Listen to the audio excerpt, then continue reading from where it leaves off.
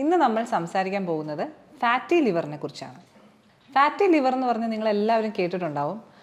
ലിവറിൽ കൊഴുപ്പടിയുക എന്നുള്ളൊരവസ്ഥയാണ് fatty liver എന്ന് പറഞ്ഞാൽ. പലരും പല ഒറ്റമൂലികളുടെ പുറകെ പോകുന്നതും ഏതെങ്കിലും ഒരു മരുന്ന് ഒരു ഒറ്റമൂലി കഴിച്ചാൽ ഉടനെ ഫാറ്റി ലിവർ മാറും എന്നൊക്കെ പലരും പരസ്യം ചെയ്യാറുണ്ട്. അതിന് പിന്നിൽ പോയ ആൾക്കാർ ഒരുപാട് പൈസയും ആരോഗ്യമൊക്കെ കളയാറുണ്ട്. കൊഴുപ്പടിയുക എന്നുള്ളത് നമ്മുടെ ശരീരത്തിന് എക്സസ് ആയിട്ട് കാലറീസ് കൊടുക്കുമ്പോൾ അതിൻ്റെ ഒരു റെസ്പോൺസാണ്. അപ്പം നമ്മളുടെ ഡയറ്റും ലൈഫ് സ്റ്റൈലും മോഡിഫൈ ചെയ്താൽ മാത്രമേ നമുക്ക് ഈ ഒരു രോഗത്തിനെ കംപ്ലീറ്റ് ആയിട്ട് നിർത്താൻ പറ്റുള്ളൂ. അതങ്ങനെ നിർത്തിക്കഴിഞ്ഞാൽ നമുക്ക് ഭാവിയിലേക്ക് ഉള്ള നമ്മുടെ ലിവറിൻ്റെ ആരോഗ്യത്തിനെ നമുക്ക് വളരെയധികം ഹെൽപ്പ് ചെയ്യാൻ പറ്റും. അത് സിറോസിസോ അങ്ങനെയുള്ള സങ്കീർണതകളിലേക്ക് പോകുന്നതിന് മുമ്പ് തന്നെ നമുക്കതിനെ പിടിച്ചു കെട്ടാൻ പറ്റും. ഹലോ, ഞാൻ ഡോക്ടർ ഭാഗ്യ. ഇന്ന് നമ്മൾ സംസാരിക്കാൻ പോകുന്നത് ഫാറ്റി ലിവറിനെ കുറിച്ചാണ്. ഫാറ്റി ലിവർ എന്ന് പറഞ്ഞാൽ നിങ്ങൾ എല്ലാവരും കേട്ടിട്ടുണ്ടാവും. ലിവറിൽ കൊഴുപ്പടിയുക എന്നുള്ളൊരവസ്ഥയാണ് ഫാറ്റി ലിവർ എന്ന് പറഞ്ഞാൽ. നിങ്ങൾ പലപ്പോഴും എന്തെങ്കിലും ആവശ്യത്തിന് വേണ്ടി വയറുവേദനയ്ക്കോ എന്തെങ്കിലും ആവശ്യത്തിന് വേണ്ടി വയറ് സ്കാൻ എടുക്കുമ്പോഴോ ഒക്കെ പലപ്പോഴും സ്കാനിങ് റിപ്പോർട്ടിൽ ഫാറ്റി ലിവർ ഉണ്ട് എന്ന് പറഞ്ഞ് പല രോഗികളും ഡോക്ടർമാരെ സമീപിക്കാറുണ്ട്. അല്ലെങ്കിൽ ചിലപ്പോൾ എന്തെങ്കിലും ആവശ്യത്തിന് വേണ്ടി മെഡിക്കൽ ചെക്കപ്പ് ചെയ്യുമ്പോൾ അവരുടെ ലിവർ ഫങ്ഷൻ ടെസ്റ്റ് ബ്ലഡിൽ ചെയ്യുമ്പോൾ ഒരു അബ്നോർമാലിറ്റി കാണുന്നു, അതിനുവേണ്ടി ലിവറിൻ്റെ സ്കാൻ എടുക്കുന്നു. അങ്ങനെയൊക്കെയാണ് പൊതുവെ എല്ലാവരും ഫാറ്റി ലിവർ ഐഡൻറ്റിഫൈ ചെയ്യാറ്. എന്താണ് ഈ ഫാറ്റി ലിവർ? പേര് കേൾക്കുമ്പോൾ തന്നെ നമുക്ക് മനസ്സിലാവും. ഫാറ്റ് ലിവറിൽ അടിയുക, അക്യുമുലേറ്റ് ചെയ്യുക. ഫാറ്റ് ലിവറിൻ്റെ കോശങ്ങളിലേക്ക് അടിയുന്നതിനെയാണ് ഫാറ്റി ലിവർ എന്ന് പറയുന്നത്. അപ്പോൾ എന്തുകൊണ്ടാണ് ഇത് ഇത്ര ഒരു ആരോഗ്യ പ്രശ്നമായിട്ട് വരുന്നത്? കൊഴുപ്പ് സാധാരണയായിട്ട് നമ്മുടെ ശരീരത്തിൽ പല സ്ഥലങ്ങളിലും അടിയാറുണ്ട്. നമ്മുടെ സ്കിന്നിൻ്റെ താഴെ അടിയാറുണ്ട്. നമുക്ക് അമിത വണ്ണം ഉണ്ടാകുന്നതിൻ്റെ ഒരു മേജർ കാരണം എന്ന് പറഞ്ഞാൽ കൊഴുപ്പ് അടിയുക എന്നുള്ളതാണ്. ഈ പുറമെ അടിയുന്ന കൊഴുപ്പിനേക്കാളും അപകടകാരിയായ ഒരു കാര്യമാണ് നമ്മുടെ വിസറൽ ഓർഗൻസ്, അതായത് നമ്മുടെ ആന്തരിക അവയവങ്ങളിൽ കൊഴുപ്പടിയുന്നത്. അതിൽ പ്രധാനമായിട്ടും അടിയുന്ന ഒരു സ്ഥലമാണ് ലിവർ എന്ന് പറയുന്നത്. ലിവർ നമ്മുടെ ശരീരത്തിൻ്റെ ടോക്സിൻസ് ഒക്കെ റിമൂവ് ചെയ്യുന്നത്, അതായത് ആവശ്യമില്ലാത്ത വേസ്റ്റുകളെല്ലാം റിമൂവ് ചെയ്യുന്നത്, ശരീരത്തെ ശുദ്ധീകരിക്കുന്നതുമായിട്ടുള്ള ഒരു വളരെ പ്രധാനപ്പെട്ട ഒരു അവയവമാണ്. ലിവറിൻ്റെ ഒരു പ്രത്യേകത എന്ന് പറയുന്നത് അതിനൊരു റീജനറേറ്റീവ് കപ്പാസിറ്റി ഉണ്ട്. അതായത് ലിവറിൻ്റെ കോശങ്ങൾ നശിച്ചു പോയാലും അതിന് വീണ്ടും പുനരുജ്ജീവിച്ച് വരാൻ പറ്റുന്ന ഒരു റീജനറേറ്റീവ് കപ്പാസിറ്റി ഉള്ള ഒരു അവയവമാണ്. അതുകൊണ്ട് തന്നെ ലിവറിന് ഒരു ഒരു ഒരു ഒരു പരിധി വരെയൊക്കെ ഡാമേജ് ഉണ്ടായാലും അത് തിരിച്ച് പഴയതുപോലെ തിരിച്ചു വരും. പക്ഷേ ഒരു പരിധി കൂടുതൽ അതിന് കേടുപാട് സംഭവിച്ചു കഴിഞ്ഞാൽ നമുക്കത് തിരിച്ചു കൊണ്ടുവരാൻ പറ്റില്ല. പിന്നെ അവർക്ക് അങ്ങനെയുള്ള രോഗികൾക്ക് വളരെ സങ്കീർണമായ അവസ്ഥയായ സിറോസിസ് എന്ന് പറയുന്ന അല്ലെങ്കിൽ എൻ സ്റ്റേജ് ആയിട്ടുള്ള ഒരു ലിവർ ഡിസീസിലേക്ക് പോകാനൊക്കെ സാധ്യതയുണ്ട്. അപ്പോൾ ഫാറ്റി ലിവർ ഉണ്ടാകുമ്പോൾ ലിവറിൻ്റെ കോശങ്ങളിൽ കൊഴുപ്പടിഞ്ഞു കഴിയുമ്പോൾ ആദ്യത്തെ കുറച്ച് നാളൊക്കെ ലിവറിൻ്റെ കോശങ്ങൾ അങ്ങനെ റീജനറേറ്റ് ചെയ്യുകയും പിടിച്ചു നിൽക്കുകയൊക്കെ ചെയ്യും. അപ്പോൾ ആ സമയത്ത് രോഗിക്ക് യാതൊരുവിധ ലക്ഷണങ്ങളും ഉണ്ടാവില്ല. ആ സമയത്താണ് നമ്മൾ വെറുതെ വേറെ എന്തെങ്കിലും കാര്യത്തിന് സ്കാൻ എടുക്കുമ്പോഴോ ബ്ലഡ് ടെസ്റ്റ് ചെയ്യുമ്പോഴോ ഒക്കെ നമുക്ക് ഫാറ്റി ലിവർ കണ്ടുപിടിക്കുന്നത്. അത് ഫാറ്റി ലിവർ കൊണ്ടുള്ള ഒരു രോഗലക്ഷണങ്ങളും രോഗിക്ക് ഉണ്ടാകത്തില്ല. പക്ഷെ കുറച്ചും കൂടെ കഴിയുമ്പോൾ ലിവറിൻ്റെ കോശങ്ങളൊക്കെ പതിയെ പതിയെ നശിക്കാൻ തുടങ്ങുമ്പോൾ കോശങ്ങളുടെ അകത്തിരിക്കേണ്ട ചില എൻസൈംസ് ഒക്കെ ബ്ലഡിലേക്കൊക്കെ വരാൻ തുടങ്ങും. അപ്പോഴാണ് ആ രോഗിക്ക് ലിവർ ഫങ്ഷൻ ടെസ്റ്റുകളിലൊക്കെ അബ്നോർമാലിറ്റി ഉണ്ടാകുന്നത്.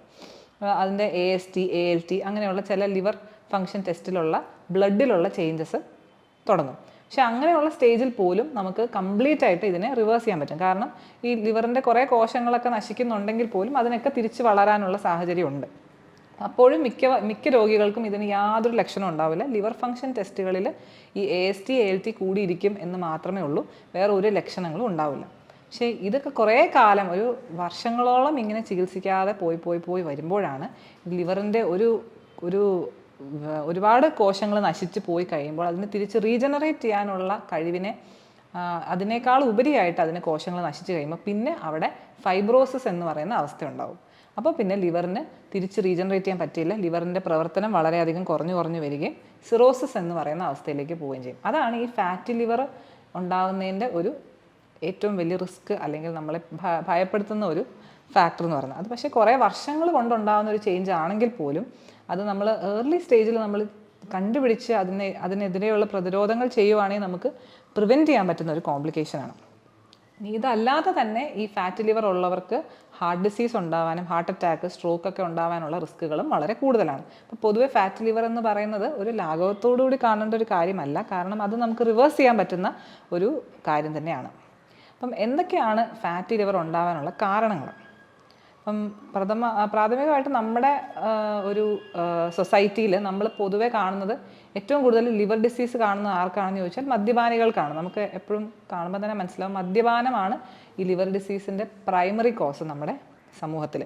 അപ്പോൾ ഈ ഫാറ്റ് ലിവറിൻ്റെയും പ്രൈമറി കോസ് മദ്യപാനം തന്നെയാണ്. ആൽക്കഹോൾ എന്ന് പറയുന്നത് ഒരു ലിവറിനുള്ളൊരു ടോക്സിനാണ്. അപ്പോൾ അതിൻ്റെ ആദ്യത്തെ സ്റ്റേജിൽ ലിവർ ആദ്യമേ തന്നെ ഫാറ്റി ആയിട്ടുള്ള ചേഞ്ചസ് ആണ് ലിവറിൽ ഉണ്ടാകുന്നത്. അപ്പോൾ ഫാറ്റി ലിവർ മദ്യപാനികൾക്ക് കോമൺ ആയിട്ട് കാണുന്നൊരു സാധനമാണ്. പക്ഷേ മദ്യപിക്കാത്ത ആൾക്കാർക്ക് തന്നെ വളരെ അധികം ഈയിടെയായിട്ട് ഇപ്പോഴത്തെ ഒരു നമ്മുടെ മാറിയ ഒരു ജീവിതശൈലിയിൽ നമ്മൾ കാണുന്നുണ്ട് മദ്യപിക്കാത്ത ആൾക്കാർക്ക്, അതുപോലെ തന്നെ പ്രത്യേകിച്ചും കൂടുതലായിട്ടും പെണ്ണുങ്ങൾക്കും ഒക്കെ ഫാറ്റി ലിവർ കാണുന്നുണ്ട്. അപ്പോൾ അതിൻ്റെ കാരണം മെയിനായിട്ടും നമ്മൾ അമിതവണ്ണം അല്ലെങ്കിൽ ഒബെസിറ്റി, അതായത് അമിതവണ്ണം അതിൻ്റെ ഒരു പ്രൈമറി കോസാണ്. നമ്മൾ ഫാറ്റി ലിവർ മദ്യപാനം ഇല്ലാത്തവർക്ക് വരുമ്പോൾ അതിനെ non alcoholic fatty liver disease എന്നാണ് പറയുന്നത്. അപ്പം മദ്യപിക്കാത്തവർക്ക് ഫാറ്റി ലിവർ വരുന്നതിൽ ഒരു 70% ആൾക്കാരും അമിതവണ്ണം ഉള്ളവരായിരിക്കും എന്നാണ് പഠനങ്ങൾ തെളിയിക്കുന്നത്. അപ്പം നമുക്ക് തന്നെ ആലോചിച്ചാൽ അറിയാം, നമ്മുടെ ശരീരത്തിൽ നമുക്ക് ആവശ്യമായിട്ടുള്ളതിനധികം നമ്മൾ എനർജി അല്ലെങ്കിൽ കാലോറീസ് നമ്മൾ ഉപയോഗിക്കുകയാണെങ്കിൽ, കാലോറീസ് അല്ലെങ്കിൽ എനർജി എന്ന് പറയുന്നത് നമ്മുടെ ഭക്ഷണത്തിൽ കൂടെ കിട്ടുന്നത് നമുക്ക് ഉപയോഗിക്കാൻ വേണ്ടിയുള്ളതാണ്. നമ്മൾ അത് അത്രയും ഉപയോഗിക്കുന്നില്ല എന്നുണ്ടെങ്കിൽ, അതായത് നമ്മൾ ഓടുകയും ചാടുകയും ഫിസിക്കൽ ആക്ടിവിറ്റി കൂടെ ഉപയോഗിക്കുന്നില്ല എന്നുണ്ടെങ്കിൽ ആ എക്സസ് ആയിട്ട് വരുന്ന എനർജി നമ്മുടെ ബോഡി ഡെഫിനറ്റ് ആയിട്ടും ഫാറ്റായിട്ട് മാറ്റി അത് എവിടെയെങ്കിലുമൊക്കെ സേവ് ചെയ്ത് വെക്കും, ഒരു ഭാവിയിലേക്ക് ഉപയോഗിക്കാം എന്നുള്ള രീതിയിൽ. അപ്പം അങ്ങനെ ഫാറ്റായിട്ട് സേവ് ചെയ്ത് വെക്കുന്നത് പൊതുവെ എല്ലാവർക്കും അമിതവണ്ണം ഉണ്ടാക്കും. അതേ സംഭവം തന്നെയാണ് ഈ ലിവറിലും സ്റ്റോർ ചെയ്ത് വെക്കുന്നത്. അപ്പോൾ അമിതവണ്ണം ഉള്ളവർക്ക് ഉറപ്പായിട്ടും ഫാറ്റി ലിവർ ഉണ്ടാകാനുള്ള സാധ്യത വളരെ കൂടുതലാണ്.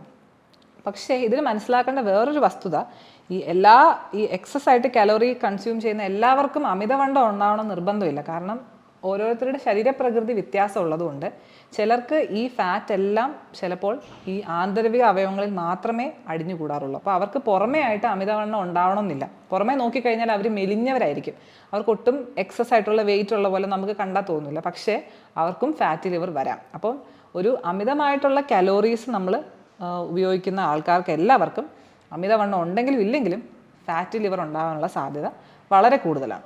ഇനി അല്ലാതെ ഒരു അമിതവണ്ണവും അതുപോലെ തന്നെ ഓവറായിട്ടുള്ള കാലറി കൺസംഷൻ ഇല്ലാത്തവർക്കും ഡയബറ്റിസ് ഉള്ളവർക്ക് ഫാറ്റി ലിവർ വരാം. ഷുഗർ ഉള്ള ആൾക്കാർക്ക്, കാരണം അവരുടെ ശരീരത്തിൻ്റെ മെറ്റബോളിസം വളരെ വ്യത്യാസമാണ് സാധാരണ ആൾക്കാരെ പോലെയല്ല. അപ്പോൾ അമിതവണ്ണം ഇല്ലെങ്കിൽ പോലും ഒരു ഡയബറ്റിസ് ഉള്ള ഒരാൾക്ക് ഫാറ്റി ലിവർ ഉണ്ടാകാനുള്ള സാധ്യത വളരെ കൂടുതലാണ്. പിന്നെ ചില പ്രത്യേക മരുന്നുകൾ കഴിക്കുന്നവർക്ക്, സ്റ്റിറോയിഡ്സ് കഴിക്കുന്നവർക്ക്, അങ്ങനെയുള്ളവർക്കൊക്കെ ഫാറ്റി ലിവർ കാണാറുണ്ട്. പക്ഷേ പൊതുവെ നമ്മൾ നോക്കുവാണെങ്കിൽ ഏറ്റവും വലിയ 3 കാരണങ്ങളാണ്. 1 മദ്യപാനം, 2 അമിതവണ്ണം അല്ലെങ്കിൽ എക്സസ് ആയിട്ടുള്ള കലോറീസ് കഴിക്കുന്നത്, 3 ഡയബറ്റിസ്. അപ്പോൾ ഈ 3 കാരണങ്ങളാണ് പൊതുവെ ഫാറ്റി ലിവറിന് നമ്മൾ കാണാറുള്ളത്. ഇനി എങ്ങനെയാണ് നമ്മൾ ഫാറ്റി ലിവർ ചികിത്സിക്കുക? പല രോഗികളും ഇതുപോലെ എന്തെങ്കിലുമൊക്കെ ഫാറ്റി ലിവർ കണ്ടു എന്ന് പറഞ്ഞിട്ട് പേടിച്ച് വരുമ്പോഴേക്കും അതിന് എന്തെങ്കിലും ഒരു മരുന്ന് കൊടുത്ത് അത് എങ്ങനെയെങ്കിലും ഒന്ന് മാറ്റുക എന്നുള്ളതാണ് അവരുടെ ഏറ്റവും വലിയ ആവശ്യം. ഇതിനെ ഒന്ന് മരുന്ന് കൊടുത്ത് ഫാറ്റി ലിവർ ഇല്ലാതെയാക്കുക. അപ്പോൾ അവർക്ക് എങ്ങനെയെങ്കിലും മരുന്ന് കഴിക്കണം, അത് കഴിഞ്ഞ് സ്കാൻ എടുക്കണം, ഫാറ്റി ലിവർ ഇല്ലയെന്ന് കാണണം. അതാണ് എല്ലാവരുടെയും മനസ്സിൽ ഉണ്ടാകുന്ന ഒരു ആഗ്രഹം. അപ്പോൾ അത് കാരണം തന്നെയാണ് പലരും പല ഒറ്റമൂലികളുടെ പുറകെ പോകുന്നതും. ഏതെങ്കിലും ഒരു മരുന്ന് ഒരു ഒറ്റമൂലി കഴിച്ചാൽ ഉടനെ ഫാറ്റി ലിവർ മാറും എന്നൊക്കെ പലരും പരസ്യം ചെയ്യാറുണ്ട്. അതിന് പിന്നിൽ പോയ ആൾക്കാർ ഒരുപാട് പൈസയും ആരോഗ്യമൊക്കെ കളയാറുണ്ട്. പക്ഷേ ഇതിൻ്റെ വസ്തുത എന്താണെന്ന് വെച്ചാൽ ഒറ്റ ഒരു മരുന്ന് കൊടുത്ത് മാത്രം നമുക്ക് അങ്ങനെ ഫാറ്റി ലിവർ മാറ്റാൻ പറ്റില്ല. കാരണം എന്താണെന്ന് വെച്ചാൽ നമുക്കറിയാം, നമ്മുടെ ശരീരത്തിൽ കൊഴുപ്പ് അടിയുക എന്ന് പറയുന്നത് പോലെ ഒരു കാര്യമാണ് ഫാറ്റ് ലിവറിൽ അടിയുക എന്ന് പറയുന്നത്. അപ്പം നമ്മൾ ശരീരത്തിൻ്റെ ഒരു ഭാഗത്ത് മാത്രം വണ്ണം കുറയ്ക്കാൻ പറഞ്ഞാൽ ആർക്കെങ്കിലും പറ്റുമോ? ഇപ്പം എൻ്റെ ഒരു ഇടത്തെ കൈയുടെ വണ്ണം മാത്രം കുറയ്ക്കാം, എന്തെങ്കിലും ഒരു മരുന്ന് തരുമോ എന്ന് ചോദിച്ചാൽ ആർക്കും അങ്ങനെ ചെയ്യാൻ പറ്റില്ല. കാരണം ശരീരം കൊഴുപ്പ് അടിയുക എന്ന് പറയുന്നത് ശരീരത്തിൽ ആസകലം ഉണ്ടാകുന്ന എല്ലാ ഭാഗത്തും ഒരേപോലെ ഉണ്ടാകുന്ന ഒരു പ്രോസസ്സാണ്. അതിനെ നമുക്ക് ഒരു സ്ഥലത്തെ മാത്രം ടാർഗറ്റ് ചെയ്ത് ഒരു ട്രീറ്റ്മെൻറ്റ് കൊടുക്കാൻ പറ്റില്ല. അപ്പോൾ ഫാറ്റി ലിവറിൻ്റെ ചികിത്സ എന്ന് പറഞ്ഞാൽ അത് മൊത്തത്തിൽ നമ്മുടെ ശരീരത്തിലെ കൊഴുപ്പ് അടിയുന്ന ആ ഒരു പ്രവണതയെ ഇല്ലാതാക്കാൻ എന്നുള്ള ഒരു ചികിത്സ മാത്രമേ അതിനുള്ളൂ. അപ്പോൾ അതിന് നമ്പർ 1 ആയിട്ട് ചെയ്യുക എന്നുള്ളത് എന്താണ്? നമ്മുടെ ആവശ്യത്തിനേക്കാളും കൂടുതലായിട്ട് നമ്മൾ ഉപയോഗിക്കുന്ന കാലോറീസ് നമ്മൾ ലിമിറ്റ് ചെയ്യുക. എന്നാലേ നമ്മുടെ ബോഡിയിൽ ഫാറ്റ് ഉണ്ടാവാതിരിക്കുകയുള്ളൂ. ആവശ്യമില്ലാത്ത കാലോറീസ് കൺസ്യൂം ചെയ്യുന്ന അല്ലെങ്കിൽ ഭക്ഷണത്തിൽ കൂടെ നമ്മൾ അനാവശ്യമായിട്ട് നമ്മൾ എക്സസ് ആയിട്ട് എനർജി കൺസ്യൂം ചെയ്യുന്നതാണ് ഫാറ്റ് അടിയാനുള്ള മെയിൻ കാരണം. അപ്പോൾ അത് കാലോറി ലിമിറ്റ് ചെയ്താൽ മാത്രമേ നമുക്ക് ഈ പറഞ്ഞ ഫാറ്റ് അക്യുമുലേറ്റ് ചെയ്യുന്നത് അല്ലെങ്കിൽ ഫാറ്റ് അടിയുന്നത് പ്രിവെൻറ്റ് ചെയ്യാൻ പറ്റുള്ളൂ. അപ്പോൾ ഫാറ്റി ലിവറിൻ്റെ നമ്പർ 1 ചികിത്സ എന്ന് പറയുന്നത് നമ്മളുടെ ശരീരത്തിൻ്റെ ഈ ഫാറ്റ് കുറയ്ക്കുക എന്നുള്ളതിൻ്റെ നമ്പർ 1 ചികിത്സ എന്ന് പറയുന്നത് നമ്മുടെ ഡയറ്റും നമ്മുടെ ഫിസിക്കൽ ആക്ടിവിറ്റിയും, അതായത് നമ്മുടെ ജീവിതശൈലി കറക്റ്റ് ആക്കുക എന്നുള്ളതാണ്. എങ്ങനെയാണ് ജീവിതശൈലി കറക്റ്റ് ആക്കുന്നത്? ഒന്ന് നമ്മൾ പറഞ്ഞു ഡയറ്റ്. അപ്പോൾ ഡയറ്റിൻ്റെ അകത്ത് നമ്മൾ അഡീഷണൽ ആയിട്ട് എക്സസ് ആയിട്ട് കാലോറീസ് എടുക്കാതിരിക്കുക എന്നുള്ളതാണ്. അപ്പോൾ നമുക്ക് എങ്ങനെയാണ് ഈ കാലോറീസ് എടുക്കാതിരിക്കാൻ, നമുക്ക് അതിന് വേണ്ടി ഡയറ്റീഷ്യനെ കാണണോ ഡോക്ടറെ കാണണോ അങ്ങനെയൊക്കെയുള്ള സംശയങ്ങളുണ്ടാവും എല്ലാവർക്കും. അപ്പോൾ പ്രാക്ടിക്കലായിട്ട് ചെയ്യാൻ പറ്റുന്നതിന് നമുക്കൊരു ഡയറ്റീഷ്യൻ്റെയോ ഡോക്ടറുടെയോ ഒന്നും സഹായം ഇല്ലാതെ തന്നെ നമുക്ക് നമ്മുടെ കാലോറി ട്രാക്ക് ചെയ്യാൻ പറ്റും. അതിന് നമുക്ക് ഒരുപാട് ആപ്ലിക്കേഷൻസ് ഒക്കെ ഇപ്പോൾ അവൈലബിൾ ആണ്. നമ്മളുടെ ഓരോരുത്തരുടെയും ഏജ്, അതുപോലെ നമ്മുടെ ജെൻഡർ, നമ്മൾ മെയിലാണോ ഫീമെയിലാണോ, അതുപോലെ നമ്മൾ എന്തുമാത്രം ഫിസിക്കൽ ആക്ടിവിറ്റിയിൽ എൻഗേജ് ചെയ്യുന്നുണ്ട്. അപ്പോൾ ഈ 3 കാര്യങ്ങൾ വെച്ചിട്ട് നമുക്ക് ഒരു ദിവസം ആവശ്യമുള്ള കാലോറി എത്രയാണ്, നോർമലായിട്ടുള്ള ഒരാൾക്ക് എത്ര കാലോറീസാണ് ഒരു ദിവസം ആവശ്യം എന്നുള്ളത് നമുക്ക് അതിൽ നിന്ന് ആ ആപ്പ് വഴി നമുക്ക് കാൽക്കുലേറ്റ് ചെയ്തെടുക്കാൻ പറ്റും. നമുക്ക് തന്നെ ചെയ്യാവുന്നതേ ഉള്ളൂ.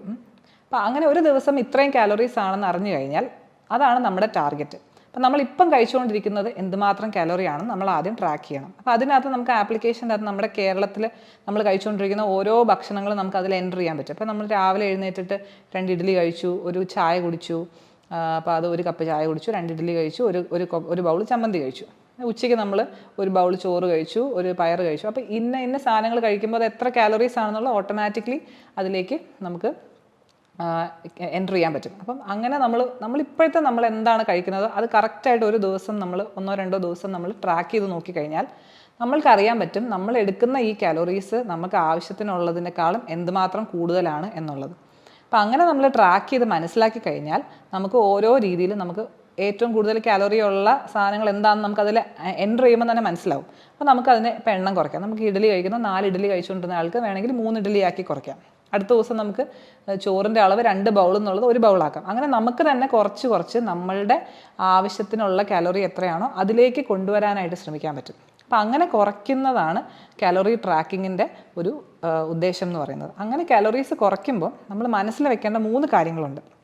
നമ്മൾ കുറയ്ക്കുമ്പോൾ മാക്സിമം നമ്മൾ പ്രോട്ടീനുള്ള സാധനങ്ങൾ അധികം കുറയ്ക്കാതിരിക്കുക. നമുക്ക് ആവശ്യത്തിന് പ്രോട്ടീൻ നമ്മുടെ ശരീരത്തിൻ്റെ മസിൽസിന് വേണ്ടിയും അതുപോലെ തന്നെ രോഗപ്രതിരോധ ശേഷിക്കുമൊക്കെ വളരെ ആവശ്യമാണ്. അപ്പോൾ പ്രോട്ടീനുള്ള സാധനങ്ങൾ എന്ന് പറഞ്ഞാൽ നമ്മുടെ പയറ് വർഗ്ഗങ്ങൾ, പയറ്, പരിപ്പ്, കടല, അങ്ങനത്തെ പയറ് വർഗ്ഗങ്ങൾ, അതുപോലെ പാല്, മുട്ട, അതുപോലെ തന്നെ മീറ്റ് എന്ന് പറഞ്ഞാൽ ചിക്കനോ അല്ലെങ്കിൽ ബീഫോ അങ്ങനത്തെ മീറ്റുകളൊക്കെ. അപ്പം കുറയ്ക്കുമ്പോൾ നമ്മൾ ആദ്യമേ തന്നെ ധാന്യങ്ങളാണ് കുറയ്ക്കേണ്ടത്. അതായത് ഇഡ്ഡലിയോ ദോശയോ പുട്ടോ ചോറോ അതാണ് ആദ്യം കുറയ്ക്കേണ്ടത്. അല്ലാതെ പ്രോട്ടീൻ ആദ്യമേ നമ്മൾ കുറയ്ക്കരുത്. പ്രോട്ടീൻ മാക്സിമം നമ്മൾ അവസാനമേ കുറയ്ക്കാവുള്ളൂ. രണ്ടാമത്തെ കാര്യം നമ്മുടെ പഴങ്ങളും പച്ചക്കറികളും അതിനെ നമ്മൾ കുറയ്ക്കാൻ പാടില്ല. കാരണം അതിൻ്റെ അകത്തുള്ള വൈറ്റമിൻസ്, മിനറൽസ് ഒക്കെ നമുക്ക് വളരെയധികം ആവശ്യമാണ്. അതിനകത്തുള്ള ഡയറ്ററി ഫൈബർ നമുക്ക് വളരെയധികം ആവശ്യമാണ്. അതുകൊണ്ട് നമ്മുടെ ഫ്രൂട്ട്സും വെജിറ്റബിൾസും പ്രോട്ടീനും ഈ 3 കാര്യങ്ങൾ നമ്മൾ ലിമിറ്റ് ചെയ്യാൻ ആദ്യമേ ശ്രമിക്കരുത്. കാലോറി ലിമിറ്റ് ചെയ്യുമ്പോൾ നമ്മൾ ധാന്യങ്ങളാണ് കൂടുതൽ ധാന്യങ്ങളും അതുപോലെ തന്നെ കൊഴുപ്പുള്ള സാധനങ്ങളും. മൂന്നാമതായിട്ട് വെള്ളത്തിൻ്റെ അളവ് നമ്മൾ ആവശ്യത്തിന് വെള്ളം കുടിക്കണം. 1 ലിറ്ററിൽ മുകളിൽ 1-2 ലിറ്റർ വെള്ളം ഒരു ദിവസം ഡെഫിനറ്റായിട്ടും കുടിച്ചിരിക്കണം. അപ്പോൾ ഈ 3 കാര്യങ്ങൾ ശ്രദ്ധിച്ചുകൊണ്ട് നമുക്ക് തന്നെ സ്വയമായിട്ട് നമുക്ക് കാലോറീസ് ട്രാക്ക് ചെയ്യുകയും അതനുസരിച്ച് കാലോറി ആവശ്യത്തിന് ലിമിറ്റ് ചെയ്യുകയും ചെയ്യാം. അപ്പോൾ ഈ ഡയറ്റിൽ നമ്മൾ ഈ കാര്യങ്ങൾ ഫോളോ ചെയ്യുന്നതിൻ്റെ കൂടെ തന്നെ നമ്മൾ കുറച്ചും കൂടെ നമ്മുടെ ഫിസിക്കൽ ആക്ടിവിറ്റി കൂട്ടണം. കാരണം നമ്മൾ ഭക്ഷണത്തിനകത്ത് ഒരുപാട് കാലോറീസ് കുറച്ച് കഴിയുമ്പോൾ നമ്മുടെ ശരീരം തന്നെ നമുക്കൊരു കിട്ടുന്ന അളവ് കുറയുമ്പോൾ ശരീരത്തിന് പെട്ടെന്ന് ഒരു മെറ്റബോളിസത്തിലൊരു വ്യത്യാസം വരും. അപ്പോൾ ശരീരം എന്ത് ചെയ്യുമെന്ന് വെച്ചാൽ കിട്ടുന്ന പോഷകങ്ങളൊക്കെ സ്റ്റോർ ചെയ്ത് വെക്കാൻ ശ്രമിക്കും. അപ്പോൾ നമ്മൾ ഭക്ഷണം കുറയ്ക്കുന്നതനുസരിച്ച് നമ്മൾ കൂടുതൽ ഫിസിക്കൽ ആക്ടിവിറ്റിയും കൂടെ കൂട്ടുക. അതായത് നമ്മൾ ഒരു ദിവസം ഒരു അരമണിക്കൂറെങ്കിലും നടക്കുകയോ ഓടുകയോ അങ്ങനെയുള്ള എന്തെങ്കിലും ഒരു എക്സസൈസും കൂടെ ചെയ്താലേ നമ്മൾക്ക് ഈ കൊഴുപ്പടിയുന്ന പ്രക്രിയയിലേക്ക് നമുക്ക് ഒരു സ്റ്റോപ്പ് ഉണ്ടാക്കാൻ പറ്റുള്ളൂ. അപ്പം ഫസ്റ്റായിട്ട് നമ്മൾ ഫാറ്റ് ലിവറിന് വേണ്ടി ചെയ്യേണ്ട കാര്യം ഇതാണ്. നമ്മുടെ ഡയറ്റും നമ്മുടെ ഫിസിക്കൽ ആക്ടിവിറ്റിയും നമ്മൾ നന്നായിട്ട് കറക്റ്റ് ആക്കണം. അതാണ് ഒന്നാമത്തെ കാര്യം. രണ്ടാമത്തെ ചികിത്സ എന്ന് പറഞ്ഞാൽ നമ്മൾ മദ്യപാനം ഒഴിവാക്കുക എന്നുള്ളതാണ്. അത് നമ്പർ 1. അത് വളരെ ഇമ്പോർട്ടൻ്റ് ആണ്. നമ്മൾ ഇനിയിപ്പോൾ ഫാറ്റ് ലിവർ ഉണ്ടായ ഒരു വ്യക്തിക്ക് നമ്മൾ മദ്യപിച്ചുകൊണ്ടിരുന്നു കഴിഞ്ഞാൽ അത് കൂടുതൽ പ്രശ്നങ്ങൾ ഉണ്ടാക്കുകയും പെട്ടെന്ന് തന്നെ ലിവർ സിറോസിസിലേക്ക് പോകാൻ സാധ്യത ഉണ്ടാക്കുകയും ചെയ്യുന്നു. അതുകൊണ്ട് മദ്യപാനം ഒഴിവാക്കുക. അതിൻ്റെ കൂടെ തന്നെ പുകവലിയും ഇതിനൊരു ഫാറ്റ് ലിവർ കൂട്ടാനുള്ളൊരു കാരണമാണ്. അപ്പോൾ മദ്യപാനം, പുകവലി എന്നത് ഒഴിവാക്കുക. അതാണ് രണ്ടാമതായിട്ട് ചെയ്യാനുള്ളത്. മൂന്നാമത്തെ കാര്യം ഞാൻ ഓൾറെഡി പറഞ്ഞു, ഷുഗർ ഉള്ളവർക്കാണ് കൂടുതലും ഫാറ്റ് ലിവർ കാണുന്നത്. കാരണം അവരുടെ ബോഡിയിലെ മെറ്റബോളിസം കൂടുതലും ഫാറ്റ് അടിയാനുള്ള ഒരു ടെൻഡൻസിയിലേക്ക് പോകുന്ന ആൾക്കാരാണ്. അതുകൊണ്ട് നിങ്ങൾക്ക് ഷുഗർ ഉള്ളവരാണെങ്കിൽ ഡെഫിനറ്റായിട്ടും ഷുഗർ നന്നായിട്ട് കൺട്രോൾ ചെയ്യുക. അപ്പം നമ്മൾ ഈ പറഞ്ഞ ഡയറ്റും നമ്മുടെ ഫിസിക്കൽ ആക്ടിവിറ്റിയും ഒക്കെ തന്നെ ഷുഗർ കൺട്രോൾ ചെയ്യാൻ നമ്മളെ സഹായിക്കും. അത് കൂടാതെ തന്നെ നിങ്ങൾ ട്രീറ്റ്മെൻറ്റ് എടുക്കുന്നവരാണെങ്കിൽ കറക്റ്റായിട്ട് ഇൻസുലിനും മരുന്നുകളും കഴിക്കുകയും ഭക്ഷണ ക്രമീകരണങ്ങളിലൂടെയൊക്കെ ഷുഗർ നന്നായിട്ട് കൺട്രോൾ ചെയ്യുന്നതും ഈ ഫാറ്റി ലിവർ കൂടാതിരിക്കാനുള്ളൊരു വളരെ നല്ലൊരു കാര്യമാണ്. പിന്നെ നമുക്ക് അമിതമായിട്ട് കൊളസ്ട്രോൾ ഉള്ള ആൾക്കാരാണെങ്കിൽ, പ്രത്യേകിച്ചും LDL കൊളസ്ട്രോളൊക്കെ 190 മുകളിലൊക്കെ ഉള്ള ആൾക്കാരാണെങ്കിൽ ഡെഫിനറ്റായിട്ട് ഒരു ഡോക്ടറുടെ നിർദ്ദേശത്തിനോട് കൂടെ തന്നെ നിങ്ങൾ കൊളസ്ട്രോൾ കുറയ്ക്കാനുള്ള മെഡിക്കേഷൻ എടുക്കുന്നതും ഇതിന് സഹായകരമാണ്. ചില ആൾക്കാരിൽ ഷുഗറും കൊളസ്ട്രോളും ഒന്നും ഇല്ലാതെ തന്നെ ഫാറ്റി ലിവർ ഉണ്ടാകുന്ന ചില ആൾക്കാർക്ക് പലപ്പോഴും വൈറ്റമിൻ ഇ സപ്ലിമെൻറ്റ്സ് കൊടുക്കാറുണ്ട്, ഡോക്ടർമാർ കൊടുക്കാറുണ്ട്.